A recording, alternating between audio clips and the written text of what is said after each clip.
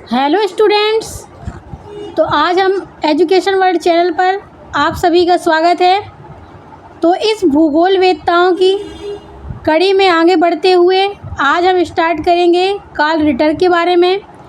Karl Ritter के बारे में स्टार्ट करने के पहले एक सरसरी निगाह से रिवीजन कर लेते हैं जो हमने इससे पहले फ्रेडरिक रेडजेल के बारे में पढ़ा और हमबोल्ट के बारे में पढ़ा है। तो फ्रेडरिक रेडजेल के बारे में एक सरसरी निगाह से हम रिवीजन करते हैं। उनका जन्म 1844 में हुआ और 1904 में मृत्यु हो गई। ये जर्मनी के रहने वाले थे। फ्रेडरिक रेडजेल को मानव भूगोल का जनक भी कहा जाता है और राजनीतिक भूगोल का भी जनक कहा जाता है। इन्होंने मानव को केंद्र रूप स्थापित दिया और चार्ल्स डार्विनवाद के सिद्धांत को उससे प्रभावित हुए और इन्होंने सामाजिक डार्विनवाद का सिद्धांत का प्रतिपादन किया। ये निश्चयवादी विचारधारा के समर्थक थे। सामाजिक डार्विनवाद में इन्होंने बताया कि प्रकृति के प्रतिकूल आते हैं जैसे बाढ़, सूखा, भूकंप और ज्वालामुखी। मतलब प्रकृति की प्रतिकूलता से संघर्ष करने वाला समाज ही अपने अस्तित्व को कायम कर रख सकता है। जो प्रकृति में जितने भी होते रहते हैं, चाहे वो सूखा हो, बाढ़ हो, भूकंप हो, ज्वालामुखी प्रक्रियाएं हों, इन सभी में एक मानव ही एक ऐसा प्राणी है जो अपना अस्तित्व इस पर कायम रख सकता है। ये निश्चयवादी विचारधारा के समर्थक थे। प्रकृति मानव को इन्होंने बताया कि प्रकृति मानव को 4 प्रकार से प्रभावित करती है। चाहे वो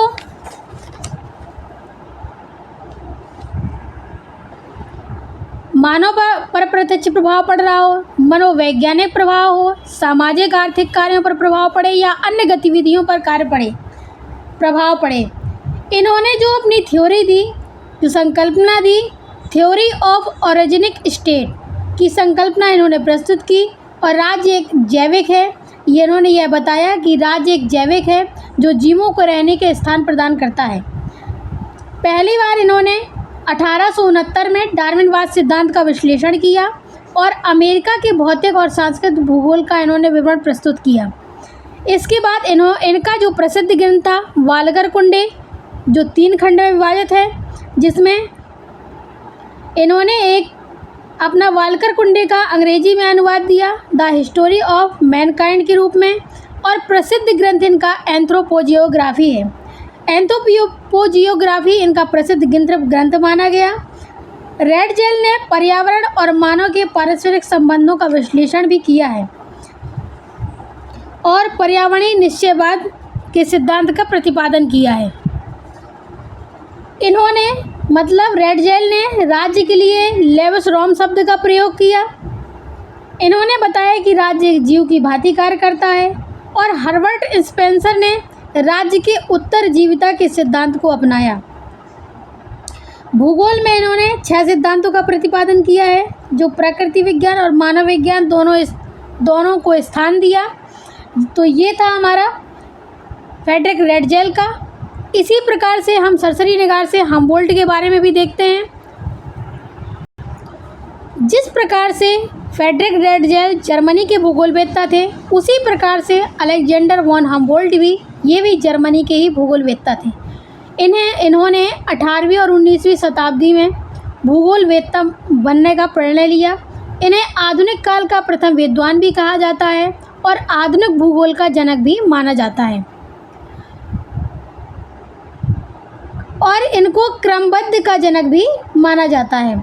हमबोल्ट एक खगोल शास्त्री, वनस्पति शास्त्री और भूगोल शास्त्री के रूप में जाने गए। मानव के निवास गृह के रूप में करने वाला ये पहला व्यक्ति था जिन्होंने पृथ्वी तल का अध्ययन मानव के निवास गृह के रूप में किया। इन्होंने पृथ्वी की पहली विदेशी यात्रा जो समुद्र से की 1790 में की और ये 21 वर्ष की उम्र में इन्होंने ये यात्रा सफल की। 1799 में अमेरिका महाद्वीप की यात्रा की। वहाँ पर अमेजन नदी, जंगल, एंडीज पर्वत तथा मध्य अमेरिका को देखा। इन्होंने पनामा नहर का सुझाव दिया, इसलिए इनको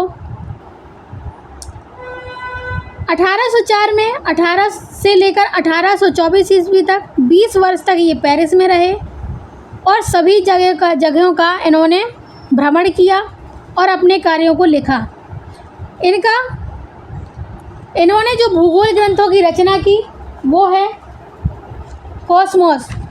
तो हम्बोल्ट की प्रसिद्ध कृति या प्रसिद्ध रचना है कॉस्मोस। इन्होंने इसकी रचना जर्मन भाषा में की, दक्षिण अमेरिका की यात्रा पर की, जो 5 खंडों में विभाजित है। जैसे पहले खंड में देखते हैं,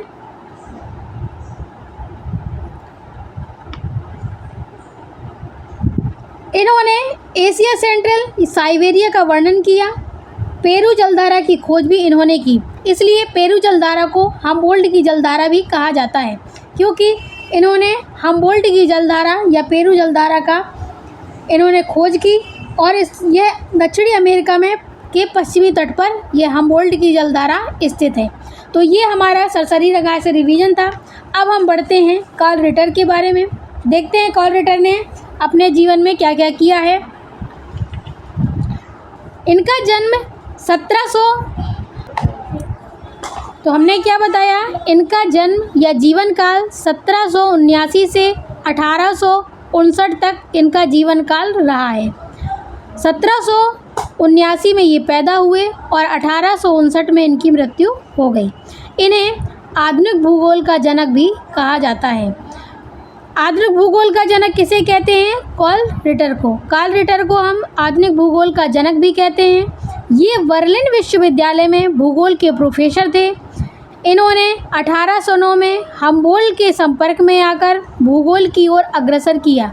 जब ये 1809 में हम्बोल्ट के संपर्क में आए और उनसे ज्ञान लिया, उनके बारे में जाना, उन्होंने भूगोल के बारे में बताया, तभी इन्होंने भूगोल की ओर अग्रसर किया और भूगोल का अध्ययन किया।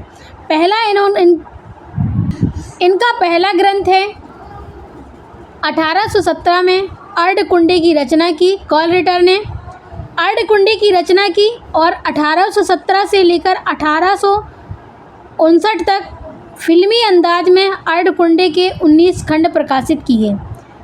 तो इन्होंने जो अर्धकुंडी की रचना की उसका इन्होंने जब प्रकाशन किया, इसका खंड प्रकाशित किए, जो 19 खंड थे, वो 1817 से लेकर 1859 तक इन्होंने उसको 19 खंड में विभाजित कर दिया। 19 खंड में उन्होंने इसको लिख डाला। अर्धकुंडी का अर्थ होता है पृथ्वी का वर्णन। अर्धकुंडी का मतलब क्या होता है? पृथ्वी का वर्णन। उनका दूसरा ग्रंथ है 6th मैप ऑफ यूरोप। तो इनका पहला हुआ अर्धकुंडी और दूसरा ग्रंथ हुआ 6th मैप ऑफ यूरोप, जिसमें यूरोप का प्रादेशिक विवरण दिया गया है। इन्होंने प्रादेशिक विधि, आनुभाविक विधि, इन्होंने विभिन्न प्रकार की विधियों पर जोर दिया। वो विधियाँ थी प्रादेशिक विधि, आनुभाविक विधि, निगमनात्मक विधि, मानचित्र विधि, भौगोलिक विश्लेषण विधि पर इन्होंने महत्वपूर्ण और विभिन्न प्रकार से जोर दिया। कार्ल रिटर की विचारधारा के बारे में जान लेते हैं। प्रादेशिक भिन्नता की विचारधारा, नियतिवाद की विचारधारा, संपूर्णता की विचारधारा और ईश्वरीय दृष्टिकोण पर की विचारधारा, ये इनकी 4 विचारधाराएं थी। पहला है ईश्वरीय दृष्टिकोण वाला विद्वान। सबसे पहला ईश्वरीय दृष्टिकोण वाला कौन विद्वान था जिसने ये विचारधारा दी? तो सबसे पहले अरस्तु महोदय थे, जिन्होंने ईश्वरीय दृष्टिकोण वाला विद्वान माना गया, तथा दूसरा कार्ल रिटर को माना गया। इनका मानना था कि सब कुछ गॉड ही होते हैं। ये कहते थे कि सब कुछ भगवान ही होता है, जो इस पृथ्वी पर है वह सब कुछ भगवान ही है, जिसका अर्थ होता है गॉड। गॉड इन्होंने माना, गॉड का अर्थ भी बताया, जैसे कि G for generator, O for operator और D फॉर डायरेक्टर। डायरेक्टर ने डिस्ट्रॉय, D फॉर डिस्ट्रॉय। इन्होंने जातियों की पहचान की और बताया कि अफ्रीका के लोग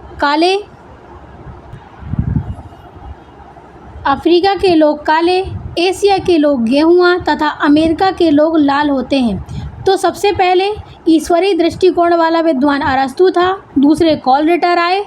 इनका मानना था कि सब कुछ ईश्वरी है, गॉड ही है, जिसका इन्होंने अर्थ भी बताया। G for generator, O for operator और D फॉर डिस्ट्रॉय। इन्होंने जातियों की पहचान भी की और जातियों को बताया कि अफ्रीका के लोग काले होते हैं, एशिया के लोग गेहुआ होते हैं तथा अमेरिका के लोग लाल होते हैं।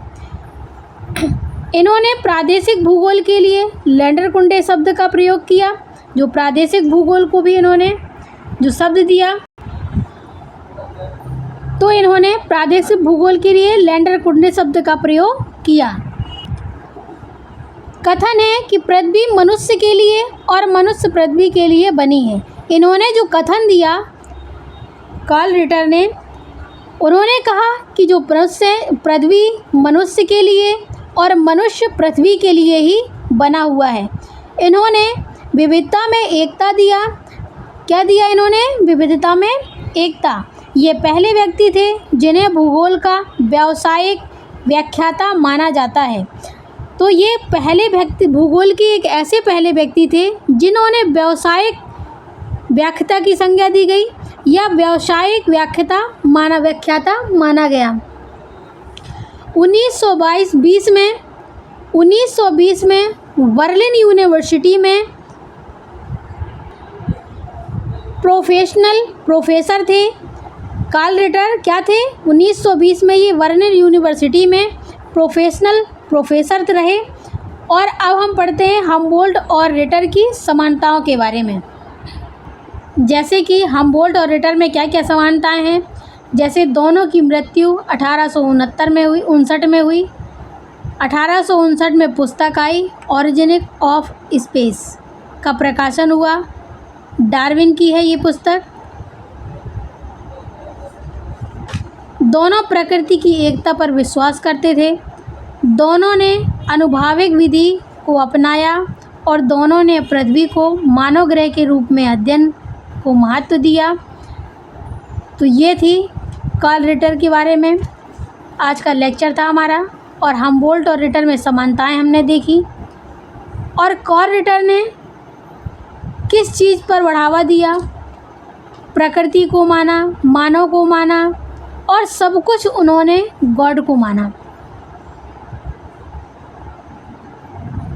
तो ये आज का हमारा लेक्चर था। आप सभी को अच्छा लगा हो तो दिल से लाइक कीजिएगा, सब्सक्राइब कीजिएगा, कमेंट करके फिर बताइएगा आपको हमारा लेक्चर कैसा लगा। फिर मिलते हैं एक नेक्स्ट वीडियो के साथ। तब तक के लिए धन्यवाद।